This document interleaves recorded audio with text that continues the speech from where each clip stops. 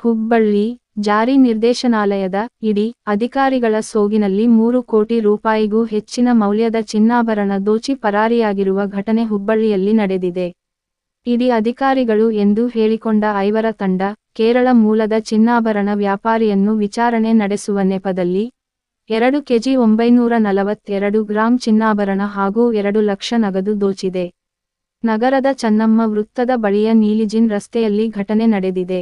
ವ್ಯಾಪಾರಿ Sudin M. R ಅವರು ಚಿನ್ನಾಭರಣ ಅಂಗಡಿಗಳಿಗೆ ಆಭರಣ ಪೂರೈಸುವ ವ್ಯವಹಾರ ಮಾಡುತ್ತಿದ್ದರು.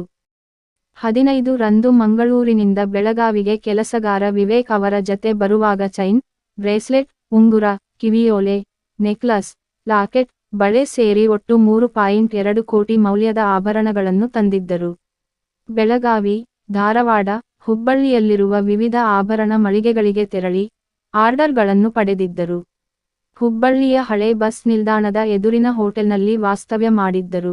ಬೆಳಗ್ಗೆ 11:42 ಹುಬ್ಬಳ್ಳಿ ಧಾರವಾಡ ನೇ 19 ರಂದು ಧಾರವಾಡಕ್ಕೆ ಹೋಗಿ ಹೋಟೆಲ್ಗೆ ವಾಪಸ್ ಬರುವಾಗ ನೀಲಿಜಿನ್ ರಸ್ತೆಯಲ್ಲಿ ಅವರನ್ನು ತಡೆದ 5 ಮಂದಿಯ ತಂಡ, ಇಡಿ ಅಧಿಕಾರಿಗಳು ಎಂದು ಹಿಂದಿಯಲ್ಲಿ ಮಾತನಾಡಿ, ಗುರುತಿನ ಪತ್ರ ತೋರಿಸಿ ವಿಚಾರಣೆಗೆ ಕಚೇರಿಗೆ ಬನ್ನಿ ಎಂದು ಕಾರಿನಲ್ಲಿ ಕರೆದುಕೊಂಡು ಹೋಗಿದೆ.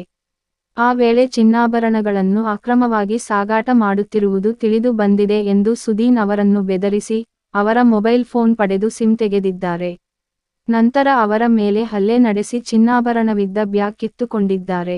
ಪ್ರಕರಣಕ್ಕೆ ಸಂಬಂಧಿಸಿದಂತೆ ಡಿಸಿಪಿ ಎಂ. ಬಿ. ನಂದಗಾವಿ ಮಾಹಿತಿ ನೀಡಿದ್ದಾರೆ. ಆರೋಪಿಗಳು ಬೆಳಗಾವಿಯ ಕಿತ್ತೂರು ಸಮೀಪ ಕೆಲಸಗಾರ ವಿವೇಕ್ ಅವರನ್ನು ಇಳಿಸಿದ್ದಾರೆ. ನಂತರ ಸುದೀನ್ ಅವರನ್ನು ಎಂ. ಕೆ.